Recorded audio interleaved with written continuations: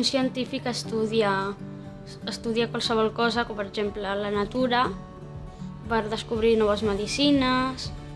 Observen el que hi ha al voltant, ho pensen i després intenten treure conclusions. A clase estàvem treballant les plantes y hemos ido al CRAG. Bueno, para quien no lo sepa, es el Centro de Investigaciones de las Plantas. Hem experimentat les plantes mutants I hem ajudat a dos científics, el Jaume i la Soraya. Haurem d'ajudar els investigadors amb coses que han de fer. Per tant, haurem d'obrir molt els ulls i observar molt allò que tenim davant. Els tomàquets! Havíeu vist alguna vegada una tomaquera? Sí! Per què creieu que treballen amb aquestes plantes i no, per exemple, amb un roure? Molt bones hipòtesis.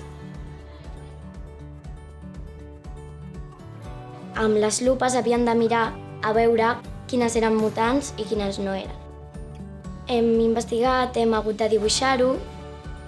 Les plantes mutants no tenien quasi tricomes o en tenien poquíssims, però en canvi les que no eren mutants creixien normal amb els tricomes i els pètals, les fulles normals i tot. Mola fer coses nuevas. Sientes una cosa que dices, he hecho una cosa nueva. Me ha gustado mucho. He aprendido muchas más cosas nuevas. Sí, m'ha agradat molt perquè jo, des de que era molt petita, m'ha agradat molt les plantes i de gran jo crec que em vull dedicar a això.